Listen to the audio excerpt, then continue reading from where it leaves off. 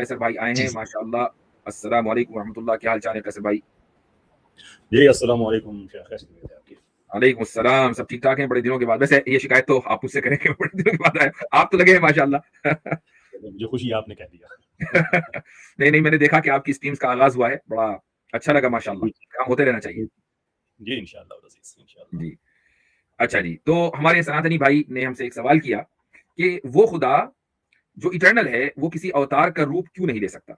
ये सवाल है ना भाई आपका सनातनी भाई? नहीं सर, मेरा सवाल ये है कि जब एक इटर्नल चीज एक किताब के फॉर्म में आकर के अपनी इटर्निटी बता सकता है, वट एवर द मैंने मीन्स नहीं इज, नहीं, आपने तो वो आप एक अवतार के फॉर्म में, आपने एक ह्यूमन फॉर्म में आकर के क्यों नहीं बता सकता? आप अपने अल्फाज हमारे मुंह में डाल रहे हैं, हमने ऐसा नहीं कहा। हम ये सर कह रहे मैं हैं मैं भाई साहब, मैं लिंक जो कर रहा हम हूँ कह कि रहे हैं जो आप वो किताब नष्ट हो सुने। सकती है, आप जो हम कह रहे हैं जो वो सुने किताब आप। नष्ट हो सकती वो जी हम जी कह रहे हैं वो सुने। हम ये नहीं कह रहे हैं कि वो कलाम जो जो कंटेंट जो इटर्नल है वो वर्ड के फॉर्म में आ गया, वहां से निकलकर इधर आ गया, ये नहीं कह रहे हम ये कह रहे हैं कि जो वर्ड्स हैं ये उसका एक्सप्रेशन है। दोनों में जमीन आसमान का फर्क है। किसी के फॉर्म में आने का मतलब यह है कि अब वो चीज वहां नहीं है, यहां आ गई। ये है फॉर्म में आने का मतलब। मैं आपके फॉर्म में आ जाऊं तो अब मैं अपनी फॉर्म में नहीं रहा, अब मैं आपकी फॉर्म में आ गया। जैसे ही आप ये कहते हैं ना कि वो इटर्नल भगवान फला फला अवतार की फॉर्म में आ गया, इसका मतलब यह है कि वो इटर्नल था ही नहीं, तभी तो उसने अपनी फॉर्म को छोड़कर आपकी फॉर्म के या फला की फॉर्म इख्तियार की। किसी के फॉर्म में आने का मतलब ही यह है तो कि वो इटर्नल नहीं था, आप उसको इटर्नल बस कह रहे हैं।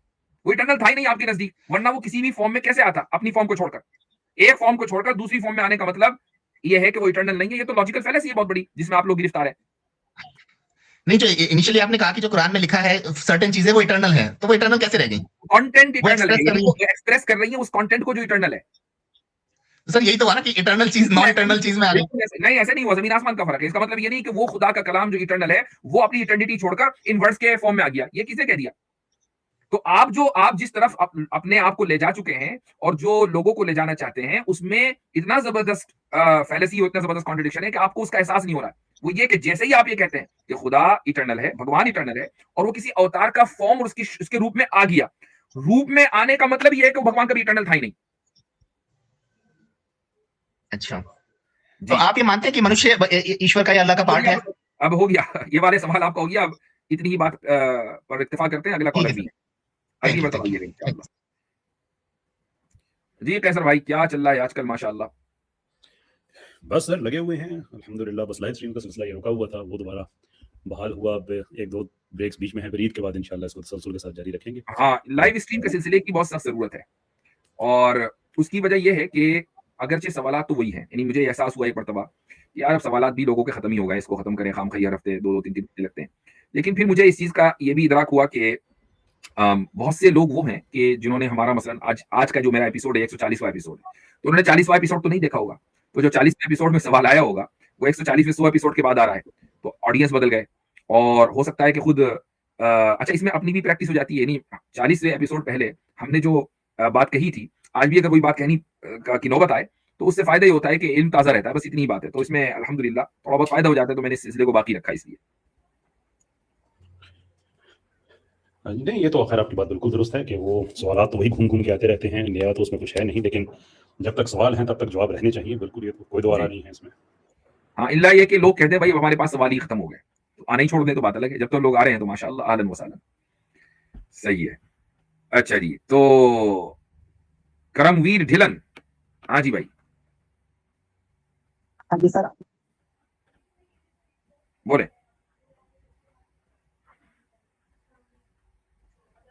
जी जी भाई बोले। आदाब मुफ्ती साहब। आदाब, क्या हाल चाल है? ठीक है सर। जी, आगे। हाँ जी सर। हाँ जी सर, मेरा क्वेश्चन था कि मैंने आपने जैसे आप अपनी स्क्रीन में बताते हैं कि हजरत मोहम्मद साहब मक्का में सिर्फ तौहीद का प्रचार कर रहे थे, परंतु मैंने एक किताब पढ़ा था सीरत का, वही जो मतलब सऊदी अरब में जिसको इनाम मिला ना, पहला इनाम याफ्ता है। Seal nectar. तो उस, हाँ जी, तो उसमें तो एक जगह दर्ज होता है कि वो वहां पे कह रहे थे कि जो उनको वफद समझाने आता है और मक्का की सरदारी का ऑफर करता है, वो उनको कहते हैं कि अगर आप मेरी बात मानेंगे तो आप अरब के बादशाह बनेंगे, और मतलब जो अजम है वो आपको जजिया देगा। इसका मतलब तो ये हुआ कि वह वहां पे मतलब हुकूमत के खिलाफ बगावत कर रहे थे। ओके, ठीक है। हाँ जी सर। कैसर भाई इसका जवाब आप देना चाहेंगे या मैं? कैसर भाई आप म्यूट पर हैं कैसर भाई। मेरी आवाज आ रही है? हाँ जी सर, आ रही है। अच्छा, तो पता नहीं क्या हुआ। अच्छा खैर, तो ये जो वाकया हमारे भाई ने करमवीर ढिलन भाई ने जिक्र किया है, ये वाकया बिल्कुल सही है। हुआ ये था कि नबी करीम सल्लल्लाहु अलैहि वसल्लम के पास मुशरिकीन आए और उन्होंने आप सल्लल्लाहु अलैहि वसल्लम के सामने एक ऑफर रखी। वो ऑफर ये रखी कि भाई हम आपको अरब का सरदार बना लेते हैं और आप बताएं किससे शादी करनी है, तो अरब की जो बेहतरीन और खूबसूरत तरीन औरत है वो आपके निकाह में दे देंगे और आपको इतने पैसे वैसे भी दे देंगे। नहीं जो एक इमोरल किस्म के लोगों का एक हथकंडा होता है कि ब्राइब दो सामने वाले को, पैसे से उसका मुंह बंद करो। उन्होंने वो हथकंडे इस्तेमाल किए कि रसूलुल्लाह सल्लल्लाहु अलैहि वसल्लम अपनी दावत से बाज आ जाएं, रुक जाएं, लोगों में तौहीद और इस्लाम का कलमा ना फैलाएं। तो आप सल्लल्लाहु अलैहि वसल्लम ने दो बातें कही। पहली बात तो अपने ताल्लुक से कही, वो ये फरमाई कि अगर तुम मेरे एक हाथ में सूरज और दूसरे में चांद भी लाकर रख दोगे तब भी मैं रुकने वाला नहीं हूं। ये वाली बात पढ़ी आपने करमवीर साहब? हाँ जी सर, ये भी पढ़ी है जी। हाँ, वहीं पर उसी जगह लिखा हुआ है। ठीक, एक बात तो आप सल्लल्लाहु अलैहि वसल्लम ने ये फरमाई, पहले ही बता दिया कि हाँ अब ये काम रुकने वाला नहीं है, चाहे जो कर लो। दूसरी हाँ बात जी आपने ये सर। फरमाई कि अगर तुम्हें वाकई दुनिया का लालच है, ये जो लालच तुम मुझे दे रहे हो, तो इससे तो ये पता चल रहा है कि तुम्हें लालच है, तो जब भी तो तुम मुझे दे रहे हो लालच। तो अगर तुम दुनिया ही को के नुक्ता नजर से भी देख रहे हो, तब भी ये याद रखो कि आगे चलकर वो वक्त आने वाला है कि जब तुम्हें लोग, अगर तुम इस्लाम में दाखिल हो जाते हो तो तुम्हें लोग जिजिया देंगे। अच्छा, आप सल्लल्लाहु अलैहि वसल्लम ने, आपने जो बात कही कि ये तो हुकूमत के खिलाफ बगावत है, ये बगावत उस वक्त कहलाई जाती जबकि हुकूमत होती। वहां तो हुकूमत थी नहीं, वहां तो हाँ ट्राइबल जी सर। सिस्टम था। हाँ जी सर, ये तो सही है। अच्छा, जब ट्राइबल सिस्टम था तो आप सल्लल्लाहु अलैहि वसल्लम ने ही सबसे पहली हुकूमत कायम की, अरब की सबसे पहली फेडरल हुकूमत के जिसमें सारे अरब हों, वो कायम ही पहली मर्तबा नबी करीम सल्लल्लाहु अलैहि वसल्लम ने की है। तो वहां बगावत किधर है? सर फिर भी अगर एक जगह सब मिलजुल कर सभी एक दूसरे का सत्कार करते हैं, मतलब एक दूसरे की आइडियोलॉजी की रिस्पेक्ट करते हैं, तो हाँ, वहां पर ऐसी बात करना मतलब बगावत तो है ना, कि नहीं, जो नहीं हम एक करते दूसरे मतलब के साथ, उसके ऊपर जजिया लगाना बजा जी दूसरे पूरा जी, पूरा इस्लाम का सुन कॉन्सेप्ट लीजिए, जो है वो तो। हाँ जी जी जी। जी जी, सुन लीजिए, अगर सब एक, सिर्फ वो आपने, तौहीद की बात करते तब कोई अगर ये बात बात, नहीं। ठीक है, अगर ये बात होती कि सब लोग एक दूसरे की रिस्पेक्ट कर रहे होते, एक दूसरे को फ्री स्पेस दे रहे होते और एकदम अमनो अमान, बहुत सुकून, जबरदस्त सब चंगासी वाला मामला चल रहा होता, तब तो ठीक है, हाँ बात जी। समझ में आती। इसमें से कुछ हाँ भी जी सही सर। नहीं। आप देखें मदीना मुनव्वरा में रसूल अकरम सल्लल्लाहु अलैहि वसल्लम के तशरीफ लाने से पहले दो बड़े मेजर ट्राइब्स वहां मौजूद थे, एक औस एक खजरज। दोनों ने हाँ जी अपने सर। एक दूसरे के बंदे मार मार कर आबादी कम कर दी थी। ठीक है, इतने बंदे एक दूसरे के मारे थे और कब से मारते आ रहे थे, सदियों से। ठीक है, इसी तरीके से पूरे अरब में जितने दो बड़े मेजर कबीले थे, ये तो छोटे कबीले हो गए, दो मेजर ट्राइब, एक का नाम है हाँ जी रबिया, सर। एक का नाम है मुजर। मुजर और रबिया की जो दुश्मनी है वो चंद 200, ये 200-250 साल से नहीं बल्कि 800-900 साल से चली आ रही है। अरबों हाँ में जी सर, वो भी एक, पढ़ा है, उसमें 70,000 से लगभग हाँ, 150 लोग मारे और गए थे। आपने आपने एक जंग का और जिक्र सुना होगा, उसी में किताब में लिखा हुआ है, उसका नाम है हर्बुल बसूस। हर्बुल बसूस हाँ जो जी। है वो 40 साल चली, किसकी वजह से? एक ऊंटनी की वजह से। ठीक हाँ है, जी सर। एक, ये भी सब पढ़ा है ना? तो हाँ जी सर, औस और अरब के खजरज, पहले के हालात उनके जी, बताया गया था। जब नबी करीम सल्लल्लाहु अलैहि वसल्लम मदीना तशरीफ ले आए तो औस और खजरज दोनों बन गए भाई, दुश्मनी खत्म। रबिया मुजर बन गए भाई, दुश्मनी खत्म। ठीक है, हर्बुल बसूस खत्म हो गई, कोई जंग नहीं, किसी ऊँटनी की वजह से किसी इंसान को नहीं मारा जाएगा। ठीक है, ये सारे के सारे वाकयात कब हुए? आप सल्लल्लाहु अलैहि वसल्लम की नबूवत के बाद। तो आपने लोगों को मुत्तहिद किया या लोगों को अलग अलग किया? सर फिर भी अपना मतलब प्रचार करना अलग बात है, दूसरों पे जो धर्म पर आधारित टैक्स लगाने की बात जो इस्लाम करता है, वो इस्लाम उन्होंने शुरू से ही ये इशारा इस तरफ, ये बात इस तरफ इशारा करती है कि वो शुरू से ही मतलब बादशाह कायम करना चाहते थे, जो ठीक। निजाम का तो अब आपका ये जो सिस्टम। एतराज है वो जिजिया के ऊपर हाँ है, जी। सीधी सीधी बात है, आपका एतराज नहीं, जिजिया पर है। सिर्फ जजिया नहीं सर, और हम्म। खिराज टैक्स जो है उस पे भी है, हाँ जो हाँ, उसका नॉन टैक्स के ऊपर मुस्लिम। है, जिसको आप हाँ जिजिया के जी। रूप में बात करो। जी कैसर भाई, आप नहीं इसको नहीं सर, जो नॉन मुस्लिम किसानों पर है, जैसे उशर और खिराज है, उस पर भी है, क्योंकि रोशन मुसलमान पे लगता है। चलें, जी जी कैसर भाई। मैं जब मैं किसी छोटे मतलब कोई नॉर्मल यूट्यूबर से बात करता हूँ, तो वो मुझसे वो कहते हैं कि इसका लाओ, रेफरेंस लाओ, क्योंकि आप ऐसा नहीं बोल सकते कि आपने पढ़ा हुआ है, हाँ, इसलिए आपसे सवाल किया है। तो देखें आपकी आधी बात का सवाल का जवाब आ गया, बाकी कैसे भाई इंशाल्लाह ऐड करेंगे। उशर खिराज और जिजिये के ताल्लुक से हमारे भाई को कंफ्यूजन है। जी जी कैसे भाई। आप मेरी आवाज आ रही है आपको सर? हाँ जी सर। अच्छा, आपको जनाब कैसा लगेगा कि अगर आप एक इस्लामिक कंट्री में रह रहे हैं और आप मुस्लिम हाँ नहीं जी हैं और जबरदस्ती आपसे नमाज पढ़वाई जाए, how do you feel? Sir अच्छा नहीं लगेगा। श्योर। तो इसका मतलब ये है कि जो ऑर्डर्स और कमांड्स मुसलमानों के लिए हैं वो फिर मुसलमानों के लिए ही एक्सक्लूसिव ही रहनी चाहिए, दुरुस्त बात है? हाँ जी सर। तो ज़कात जो है वो मुसलमानों के लिए है, तो आपसे अगर ज़बरदस्ती ले ली जाए तो ये तो इतना ही बुरी बात हो जाएगी ना जितना आपसे ज़बरदस्ती नमाज़ पढ़वाई जाए तो। हाँ जी सर। लेकिन स्टेट में तो आप रहते हैं, स्टेट के बेनिफिशियरी तो फिर भी आप हैं, ज़कात आपसे ली नहीं जा सकती। तो इसके अलावा अगर प्योर टैक्स ले लिया जाए तो आप बुरा तो नहीं मानेंगे? ठीक है सर, पर हम ज़कात जो है वो तो एक धार्मिक टैक्स है, ठीक है, वैसे ही जैसे एक सर देखिए, जैसे अब आगे एक पीछे हिंदू जो चलेंगे है गौ टैक्स देता है। सर एक मिनट सर, मेरी बात सुनिए ना, इस तरह से आगे पीछे चलेंगे तो बहुत है, बड़ी लॉजिकल सी कंस्ट्रक्शन हमारी हुई गुफ्तगू की कि अगर आप ज़कात नहीं ले सकते कि आप नॉन मुस्लिम हैं, ऑब्वियसली बाकी बात नहीं हो सकती, लेकिन उस स्टेट के बेनिफिशियरी हैं कि स्टेट पे अटैक हो जाए तो आपको जो डिफेंस है वो भी आपको प्रोवाइड किया जाएगा, जो वहाँ पे गली पक्की है, जो ट्रांसपोर्टेशन है, जो वहाँ पे बाकी चीजें हैं, उस सब के आप भी बेनिफिशियरी जैसे बाकी भी हैं। तो कोई टैक्स आपसे ले लिया जाए तो ये बुरी बात तो नहीं है, क्योंकि आप भी उतना ही सिटीजन है जितना कोई और है। सर हाँ जी सर। बस इतनी सी बात है, बस उसको अगर आप जिजिया का नाम रख लें और समझ जाएंगे जिजिया क्या होता है तो बात खत्म हो जाएगी। हाँ जी सर, मैं बोल सकता हूँ सर? Please please. हाँ जी सर, जैसे एक हिंदू है, हाँ जी सर, जैसे एक हिंदू है वह गौ टैक्स देता है, तो गौ टैक्स जो है वो सिर्फ गौओं पे खर्च होना है। इसी तरह ज़कात है वो भी एक धार्मिक टैक्स है, वो 8 जगह पे खर्च होना है, वो सिर्फ मुस्लिमों पर होना है, तो हम उसको नॉर्मल टैक्स से कंपेयर नहीं कर सकते। नहीं सर, हम एक है द टैक्स, एक है इंडियन टैक्सेशन सिस्टम। इस्लाम ने अपना सिस्टम इंडियन हाँ जी टैक्सेशन सर। सिस्टम में तो नहीं दिया हुआ ना, वो तो दुनिया में एक कॉन्सेप्ट है बिल्कुल कि आप सर। जब एक के अंदर रहते हैं, आपका एक सोशल कॉन्ट्रैक्ट होता है, आपके फंडामेंटल ह्यूमन राइट्स होंगे, आपके सिविल राइट्स होंगे। सिविल राइट्स आमतौर पर डिफरेंट होते हैं फंडामेंटल ह्यूमन राइट्स से, लेकिन उस सोशल कॉन्ट्रैक्ट में आप सर्टन अपनी आजादियां कंसीड करते हैं, स्टेट से बेनिफिट लेते हैं और स्टेट की मशीनरी को रन करने के लिए आप कंट्रीब्यूट करते हैं। बुनियादी तौर पर तो ये तो पूरी दुनिया में होता है, किसी जगह पे एक मुल्क में उसका थोड़ा सिस्टम होगा, दूसरे में। तो इस्लाम का इसी के साथ कंसिस्टेंट है कि जो नॉन मुस्लिम्स हैं उनसे ज़कात तो नहीं दी जा सकती, तो उनसे फिर जो बाकी रियासत के मामला चलाने हैं या जो उनके साथ एक कॉन्स्टिट्यूशनल बंधन है उसमें उन्होंने कंट्रीब्यूट करना है। That's what it is. लेकिन इसके आगे अगर आप जाएं ना किताबुल अमवाल में जाएं, किताबुल खराज में जाएं, तो आपको बहुत सी उसके अंदर नुआंसेस मिलेंगी। मिसाल के तौर पे हजरत उमर रज़ी अल्लाह तआला अन्हु के ज़माने में जो सेकंड कैलिफ हैं, कि वो नॉन मुस्लिम्स जो ज्यादा जिनकी एज हो चुकी है, जो अब जिजिया भी कंट्रीब्यूट नहीं कर सकते, तो उनके लिए वो भी माफी है हाँ जी स्टेट सर। की तरफ से। मिल ही रहा है ना, जो जैसे आजकल के जमाने में कहें तो पेंशन है, वो तो मिल ही रही है। लेकिन अगर वो भी काफी नहीं है, एनुअल टैक्सेशन के लिए फिर भी पैसे नहीं हो रहे, तो उसकी भी माफी है जनाब। और ये उनका जाती है, ऐसा नहीं कि उन्होंने खड़े होकर कह दिया आज के बाद ऐसा है, इसके ऊपर पूरी एक काउंसिल बैठी, पूरी एक मुशावरत हुई और उसके बाद ये फैसला किया गया। तो इसको अगर आप समझना चाहते हैं तो इसको एक स्टेट के अगर आप सियाको सबाक में या सॉरी उसके कॉन्टेक्स्ट में अगर आप समझे तो ये चीज़ आपको बेहतर समझ आएगी। असल इशू ये है कि हमारे यहाँ जजिया का कॉन्सेप्ट दिया ये जाता है कि जो नॉन मुस्लिम हैं उनको आपने बस इसलिए कि वो आपके पास रह रहे हैं आपने उनसे लूट खसूट करनी है। तो भाई वो तो अगर लूट खसूट नाम रखनी है आपने, तो फिर तो दुनिया का हर मुल्क ही जालिम होगा जो भी टैक्स लेता है जैसे भी लेता है। तो जिजिया को आप ये देखें कि ये कंट्रीब्यूशन है नॉन मुस्लिम्स की तरफ से, इसलिए कि जो सदकात हैं, जो ज़कात है, वो उन पे फर्ज नहीं है, but they still have to contribute like everybody else has to. ठीक है सर।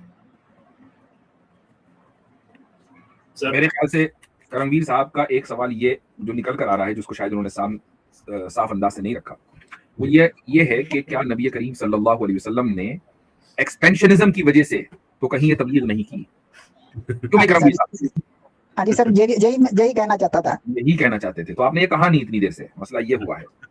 हाँ जी सर। सर मैंने स्टार्टिंग में बोला था, आपने थोड़ा सा समझने में गलती की, क्योंकि मैंने स्टार्टिंग में बोला था ना कि उनको मक्का का सरदारी ऑफर की थी, तो बदले में उन्होंने जो है अबू लहब या अबू जहल को कहा था कि हम आपको अरब का मतलब राजा बना देंगे, तो अजम जो है आपको जजिया देगा। हाँ, आपने थोड़ा सा समझने में जहाँ पे उलट समझा था। हम ही ने उलट समझा जी फैसल भाई। हाँ जी सर। एक्सपेंशनिज्म का जो एतराज है इसका जवाब भी दे दीजिए। तो एक्सपेंशनिज्म में तो मेरे भाई दो चीज़ें आपने देखनी होंगी। पहली बात तो ये है कि क्या एक्सपेंशन वैसे ही उसी तरह से हुई जिस तरह से आपके जहन में है, जैसे दुनिया में लोग आगे पीछे फैल जाते हैं, क्या करते हैं सारा। अगर ये बात होती तो मुसलमानों की आइडियोलॉजी में तो ये बात शुरू से आ जाती ना। दूसरी बात ये आप देखें कि जिस ज़माने की आप बात कर रहे हैं, ये अगर आप कल्चरल स्टडी के एतबार से भी देखें तो आप ये देखेंगे कि उसके अंदर ना होने के बराबर, हज़रत अबू बकर रज़ियल्लाहु अन्हु एक्सेप्शन है, कुछ और सहाबा एक्सेप्शन होंगे, वो तो तबका ही सारा माशरे के कमज़ोर लोगों का था ज़ाहिर। यानी कि अगर आप इकोनॉमिकली देखें या अगर आप अप्रोच के एतबार से देखें तो ये वो लोग तो अगर एक्सपेंशनिज्म की आपने बात करनी है अगर, तो फिर तो होना चाहिए ना कि नेटवर्किंग होनी चाहिए, इस तरह से मिलिट्री बननी चाहिए और उसके बाद फिर एक नया सिस्टम आ गया, नई बादशाहत आ गई है। ऐसा तो कभी हुआ भी नहीं है। तो अगर ऐसा हुआ नहीं है तो फिर मेरे ख्याल में सवाल करने वाले पे, यानी कि आपकी ये ड्यूटी बनती है कि आप इसको अपनी ससेशन को लिंक करें हिस्ट्री के साथ कि ये उन्होंने कहा था और ये हो गया है। जबकि जिजिया का कॉन्सेप्ट आपको क्लियर बता दिया गया कि अगर इवन आप दुनिया में भी समझते हैं कि आपको कोई फायदा चाहिए, तो दुनिया में फायदे आप बजाय मुझे देने के आप ये बताएं कि इस दीन को अल्लाह ने इतनी इज्जत बख्शनी है, इतनी इज्जत बख्शनी है कि वो लोग जो दीन में दाखिल नहीं हो रहे, आप उन पे गालिब होंगे, which is very much historically accurate, और ऐसा हुआ।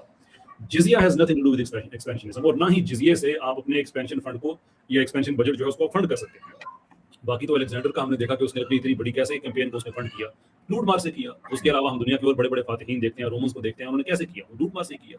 तो अगर आप इस्लामी हिस्ट्री देख के आप मुझे एक एक्सपेंशन बता दें ऐसी कोट अनकोट जो आप कह रहे हैं कि जिसके पीछे जिजिया की फंडिंग थी, तो आपका पॉइंट वैलिड हो जाएगा। अच्छा जी, जैसे एक मिनट करमवीर साहब, जरा सा मैं अपनी किताब का भी थोड़ा सा एडवर्टाइज कर लूं, उसमें एक इक्तिबास पढ़ लेता हूं मैं। ठीक है सर। ठीक है। अच्छा जी, तो अगर कोई ये इसकी ये वॉल्यूम नंबर 3 में सफा नंबर 223 से पढ़ रहा हूं। अब अगर कोई शख्स ये कहे कि जिहाद का मकसद महज तौसी पसंदी यानी एक्सपेंशनिज्म है, यानी अपनी सरहदों को वसी किया जाए या दूसरों के वसाइल पर कब्जा कर लिया जाए, माल गनीमत हासिल करके अपनी दौलत, इख्तिदार और अपनी ताकत को बढ़ाया जाए, अगर ये मकसद होता तो जिहाद पर जो एतराज होता वो अखलाकी एतबार से बिल्कुल दुरुस्त होता। लेकिन ये बात बिल्कुल वाज़ेह है कि कुरान करीम में जहां पर भी जिहाद की फजीलत बयान की गई है, वहां इख्तिदार का हवाला नहीं दिया गया और नहीं दौलत का हवाला दिया गया।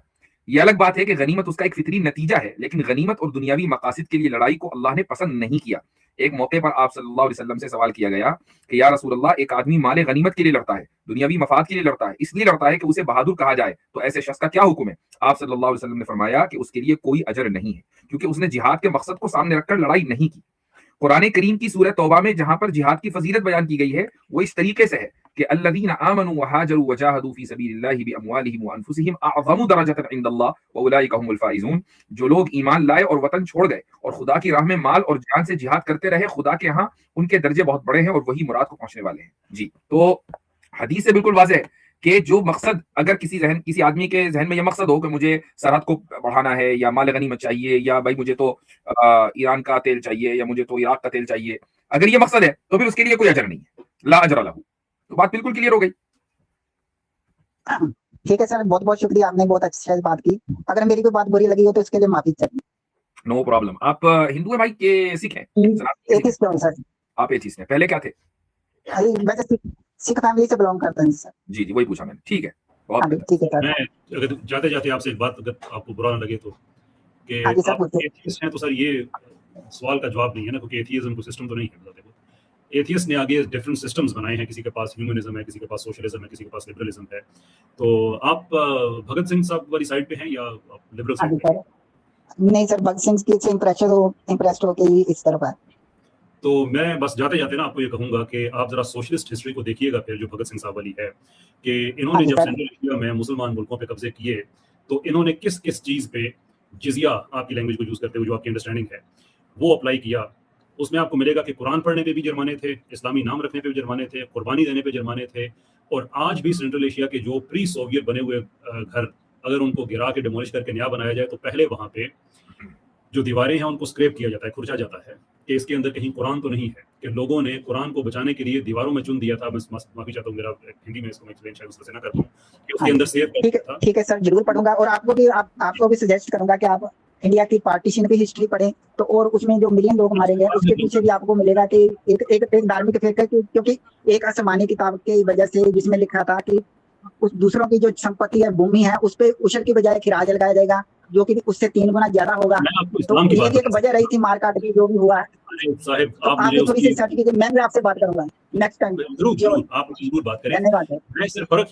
फर्क ये है कि जब आप इस्लाम की बात करेंगे तो आप हमें कुरान और हदीस से असहाब अहले बैत बताएंगे। नहीं सर, मैं अकेले इस्लाम की बात नहीं कही, मैंने सिर्फ धर्म की बात। मैं भी ऐसा भाई, ये कौन सी किताब का हवाला दे रहे हैं? हम तो ये दोनों तरफ से हुई ये सुना है कि लाहौर में जब ट्रेन पहुंचती थी तो लाशें ट्रेन में भरी नहीं दिया जा सकता। पता नहीं कौन सी किताब का हवाला दे रहे हैं करमवीर भाई। पार्टीशन के वक्त जब लाहौर ट्रेन पहुंचती थी अमृतसर से होते हुए तो लाशें फुल होती थी। हमने तो ये सुना है।